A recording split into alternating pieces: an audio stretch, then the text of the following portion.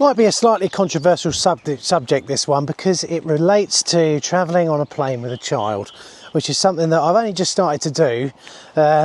Well, I mean, I've been away 3 times with my little muchacho, and also today, just so you know, I'm knackered because anoche mi muchacho no dormió, which means last night my child didn't sleep.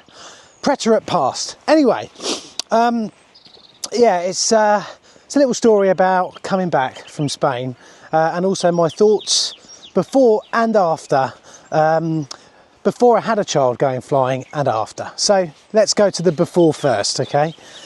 I used to go on holiday quite a lot, or go abroad for work as well, quite a lot as well. And I must say, I was one of those people who, I had a kind of nuanced thing of it. I understand that people have to travel with their child. I understood it then, and I understand it even more now. And listen to those birds, by the way, on this very misty day in England. Wow. So yeah, I understand that you have to travel sometimes with a child, and that's fine. But I would get on a plane and I'd be like, oh God, I hope I'm not sat next to a parent with a kid, because it's hassle, total hassle. There's a lot of things in the world of plane etiquette and everything. And for me, if I was sat next to a child or next to a parent with a child, as much as inside I would silently be like, oh no, I would say to the parent or whatever, especially if I was in the aisle seat, if you need to get out, don't worry. Like, obviously, you know, you can get out, but some people, especially me, if I'm in a window seat, I will sit there and go, oh, I need a wee. And I'll be sat there for ages, like, oh, I don't want to annoy the people sat next to me by, you know, getting up and all the rest of it.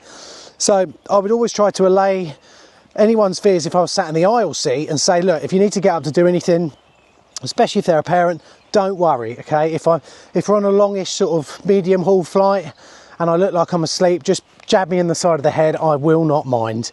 All right, so that's what I used to say, although inside I was like, oh God, I can't believe I'm sat next to a child. Most of the time, I mean, we see all types of parenting on planes.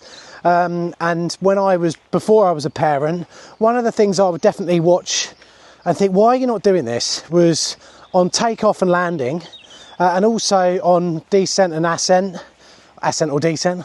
You've always got to make sure that your child eats something. In fact, I do this myself when I'm on a plane as an adult.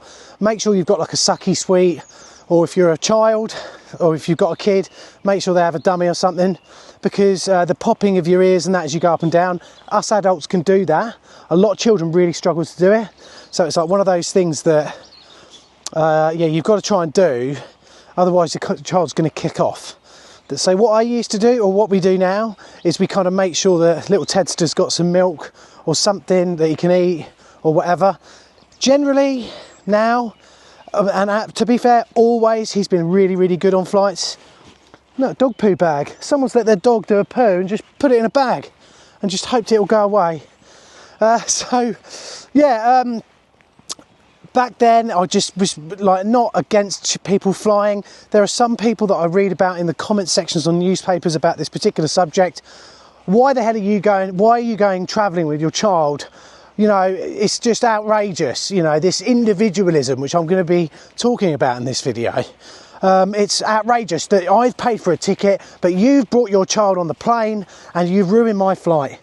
I mean, I can understand sometimes children scream their heads off and it's really annoying when you're on a plane. But even back then, before I had a child, generally I would just look at the child and be like, oh, you poor little bugger, or the parents, and think, oh. I mean, one time I was flying back from Greece and the row in front, they had like a sort of 2-year-old, and the 2-year-old kept looking round the seat at us. And after a while, I basically ended up like child-minding their kid, because the kid was having so much fun running up and down, showing me their toys and stuff like that.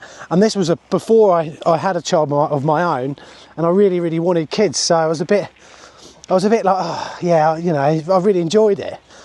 But we've just come back from Spain, and I had an experience, right, where I was on the opposite end of the spectrum now. I've got a child, but also I came across one of those people who thinks it's outrageous that I should even travel with my child, all right?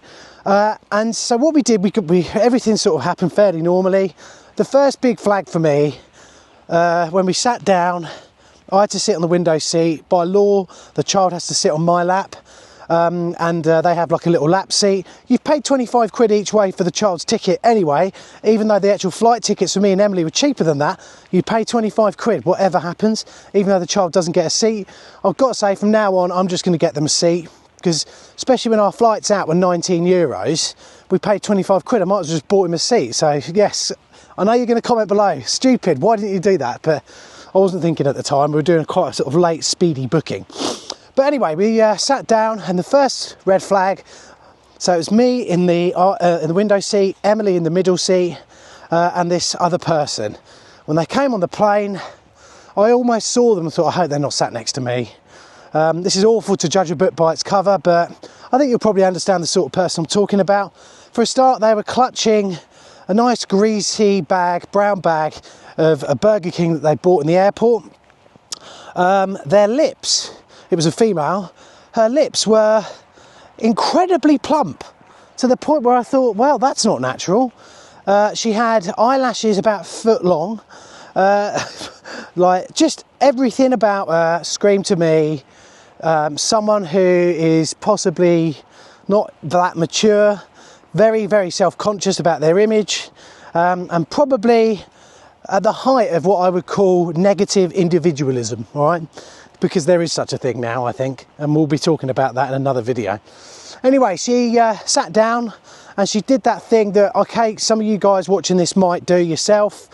Well, firstly, she finished off her Burger King with her headphones on whilst they were doing the safety brief. And if you've looked at, well, firstly, I'm a qualified pilot. The safety brief is incredibly important when you get on an airliner. It might save your life. Do not ignore it, okay? You might fly so often that you know exactly what they're going to say. But these people, there's been 2 aircraft accidents, okay, in the last few weeks. Almost all the passengers on those aircraft accidents survived. And we're talking about passenger jets here, because of how well drilled the air crew were. And also the fact that some people actually took the time to take off their headphones and listen to the safety brief. If you weren't such an individual and didn't give a crap about anyone else on the plane, then you would take them off and you would listen. But if you are an individual and you don't care, you just care about yourself, you probably think, I'm going to finish off my Burger King and ignore all of this lovely safety brief that I'm going to hear, because nothing's going to happen. Believe me, there's probably been times you've been flying in an aircraft where stuff's happened in the cockpit that you didn't even know about, where things just didn't go quite right. It does happen, okay? It just does. So listen to that safety brief. So my first red flag for this particular individual was the fact that she looked like bloody someone who'd go on Big Brother 2025 or Love Island, and she ate a big fat greasy Burger King, sat next to us. She had her headphones on and didn't listen to the safety brief. The next thing she did, that I'm sure some of you would do as well, is she opted to have a nap, which is fine. I always have a nap on the plane if I can. In fact, I did nap. It's quite easy to nap when you've got a nice warm baby laying on you, I must say. But yeah, so she opted to have a nap. But her method of having a nap was to flop down the eating tray, which is there for you to eat off, right? And it's there for you to... well, it's there for you to put your book on or mix up some sugar in the coffee that you bought. By the way, Ryanair coffee is lovely. She opted to sleep with her head down forward like that. And in the preceding days to this flight, Ted, obviously we've been away from home. We weren't feeding him his normal milk because we couldn't get that in Spain. And also we're kind of weaning him anyway, so he was eating a lot more food. I was actually very proud of him. On one day, he ate guinea fowl, pigeon, squid, squid ink, croquettes and scallops, all in one meal that Emily and I had in this beautiful plaza in Vejer de la Frontera, which is on the Costa Brava. But anyway, so Ted's bowel movements, to put it in a sort of as nice a way as possible, weren't exactly going to plan all normal on this particular trip. And that basically meant that at one point, just before we kind of left the hotel that morning, well, the Airbnb we had, I had to help him do a bit of a poo because it was so hard. So he wasn't the happiest of babies, and I kind of thought this is going to be a difficult flight. I think we've got our work cut out today. And we got on the flight, we got on the plane, and obviously Ted, we got up in the air. Ted was okay, he was perfectly fine. He slept for about 45 minutes on my lap. Everything was going all right. Then he woke up and he was just narky. He wasn't kicking off, he wasn't going mental. He was just rah, rah, like that, not happy with, like, we were trying to sort of give him a little bit of water, a little bit of milk, we had some, obviously got some books, a couple of little toys, bits and pieces, just trying to keep him happy. We're trying to not do that thing that some parents do on flights, and if their kids cry, they basically ignore them and don't do any parenting. They just sit there and go, oh, shut up. We were trying to keep Ted happy as possible, because we don't, one thing that is in the back of my mind as a parent when I go travelling is I really do not want to upset any of the other travellers on that flight, because I don't want to ruin their flight. After a while, this girl who was next to us, Emily, was basically needed to change Ted after a while, but we couldn't, we just got really bad vibes from her, and we were like, oh, don't want to wake her up, just feel bad. At one point she threw her head up and looked at us, smacked her hands on the sort of fold down plate thing, and then looked the other way and put her head back down again with her hood up and all the rest of it. And I just thought, you antisocial, individualistic, not giving a shit, don't care, you've got no empathy whatsoever, you horrible person. Can't you see that we are trying to do our best? We don't want to upset anyone. We understand that a lot of people don't want people to take their children on flights, and we understand that you are really upset about it and that we're ruining your day, all right? So, really sorry about that. She did not speak to us throughout the whole flight. She didn't say, oh, did you have a nice holiday or anything like that. I'm one of these people who I like a tiny conversation of about 1 to 2 minutes with someone on a plane, but after that, like, we're done now, okay? You know, I don't want to know you for the rest of my life or anything like that. So anyway, this girl was just not interested in chatting to us at all. I didn't even really broach a conversation with her, because I just knew that she was not going to be that nice a person. She probably doesn't have many of the same interests that I have. As you can see, I haven't plumped up my lips yet. When it came to getting off the plane, we'd actually reserved our seats on like row 3, so we're quite near the front.